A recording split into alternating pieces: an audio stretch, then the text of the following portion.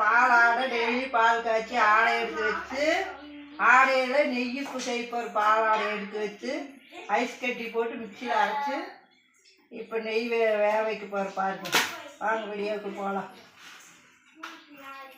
Ice கட்டி போட போகிறேன். அதில் போட்டு பாலாடை போட்டு ஐஸ் கட்டி பாருங்க எப்படி இருக்குது. டிஃபன் பாக்ஸில் போட்டு வைக்க அப்படியே இதுக்குள்ள போட்டு ஆட்ட போகிறேன். மிக்சியில் அரைச்சி முருங்கை இலை போட்டு வேக வைக்க போகிறேன். வேக வச்சு வடித்து காட்டுறேங்க எப்படி இருக்குது. சுற்றி போட்டு விடுங்க. அரைச்சத்தை பாருங்கள் எப்படி இருக்குதுன்னு. இது அப்படியே எடுத்து தண்ணியில் 4 தடவை 3 தடவை அரைச்சிட்டு பாருங்கள் எப்படி எவ்வளோ தூரம் வந்துருக்குன்னு. ஏதாவது ஒரு தட்டு எடுத்துக்கோ.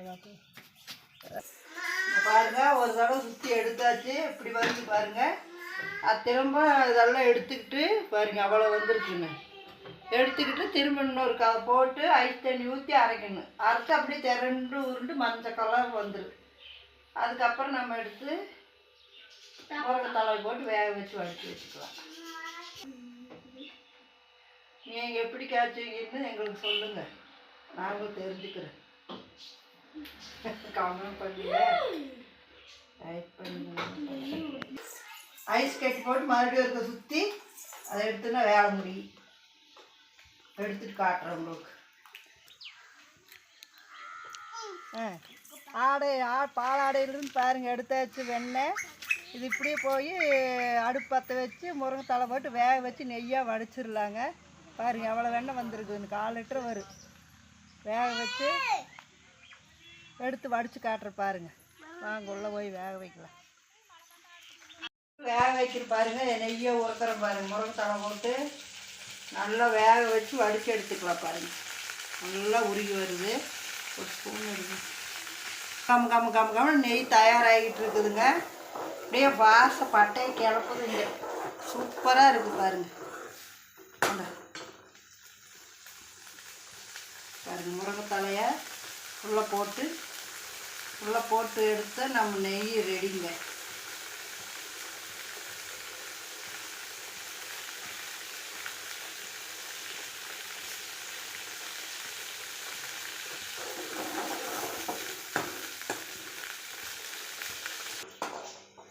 எல்லாம் உருகி வர டயத்துக்கு முருங்கை தலை உள்ளே விட்டு நல்லா தலை வெந்து வந்துடணும். முருங்கை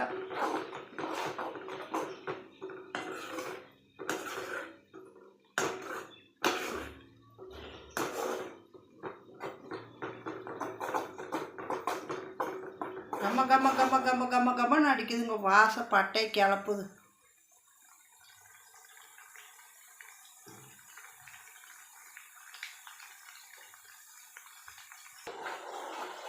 இதே எங்கள் வீட்டு கிச்சன்.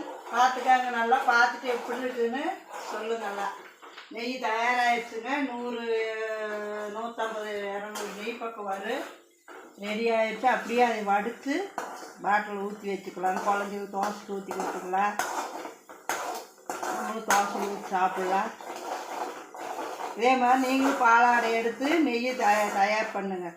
சூப்பராக கலப்படம் இல்லாமல் கம்மன்னு பாருங்கள் எப்படி வந்திருக்குன்னு. சூப்பரான நெய் ரெடி ஆகிடுச்சுங்க. பட்டை கிளப்புது வாசனை. முருங்கை தலை நல்லா மொறுன்னு வந்துருச்சு பாருங்கள்.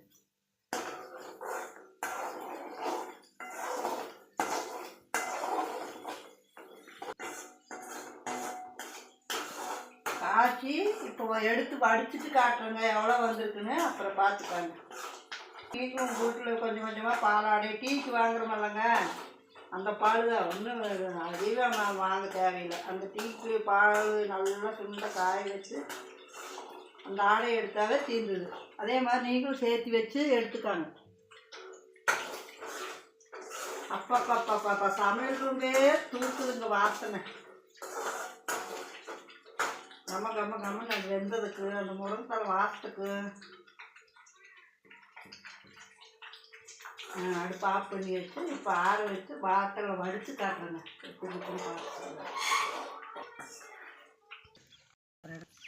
தட்டை எடுத்துட்டு பாருங்கள் இதில் இருக்கிற தலை எவ்வளோ நெய் வந்திருக்குது. இதில் இருக்கிற தலையெல்லாம் எடுத்து இந்த பிள்ளைகளுக்கெல்லாம் ஆள் கொஞ்சமாக கொடுக்க வேணும். தட்டை எடுத்துகிட்டு போனோம் காண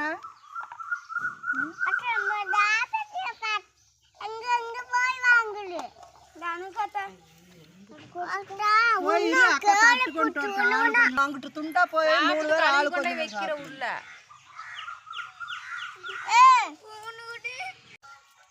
நெய்யில் போட்ட முருங்கைக்கீரையை வந்து சாப்பிட்றாங்க பாருங்க பிள்ளைங்க. நல்லா விரும்பி ரசிச்சு ருசிச்சு சாப்பிட்றாங்க. எப்படி இருக்கு? எப்படி பாப்பா இருக்கு? நல்லா இருக்கா? என்ன உள்ள போக மாட்டேங்குது பாருங்க. நம்ம நெய் வேக வச்சு வடிச்சாச்சு. இப்போ எவ்வளோ நெய் வந்திருக்குது பாருங்க. சூப்பராக மஞ்சள் கலரில் ஜம்முன்னு இருக்குது. பார்த்துக்காங்க. இதே மாதிரி நீங்களும் வீட்டில் செஞ்சு எல்லாத்துக்கும் சொல்லுங்க. எல்லாம் அதே மாதிரி பார்க்கட்டும். நெய் வேக வச்சு ரெடி பண்ணி அப்படியே பாட்டிலில் அப்படியே வடித்து வச்சாச்சுங்க. இப்போ நம்ம என்ன தோசைக்கு ஊற்றிக்கலாம், கேசரி இலரிக்கலாம், சாப்பாட்டுக்கு ஊற்றி பருப்பு சாம்பாரில் ஊற்றி சாப்பிட்டுக்கலாம், குழந்தைகளுக்கு கொடுக்கலாம், நம்மளும் சாப்பிட்லாம். வீடியோ பிடிச்சிருந்தா லைக் பண்ணுங்கள், ஷேர் பண்ணுங்கள், கமெண்ட் பண்ணுங்கள். டாட்டா பாய். பாருங்கள் பாட்டில் இந்த நெய்க்கு தகுந்த மாதிரி எல்லாம் அழகாக இருக்குது பாருங்கள். இந்த பாட்டிலுக்கு அதுக்கு தகுந்த மாதிரி நெய் பாட்டில் ஒரு அழகு தாங்க. அதில் நெய்யும் சேர்ந்து அவ்வளோ அழகு பாருங்கள். இதில் எல்லாம் வடித்து ரெடி பண்ணியாச்சுங்க. போய் நான் இப்போ தோசை ஊற்றி மாவு ஃப்ரிட்ஜில் இருக்குது. மாவை கரைச்சி தோசை நெய் ஊற்றி முத சாப்பிட போகிறேங்க.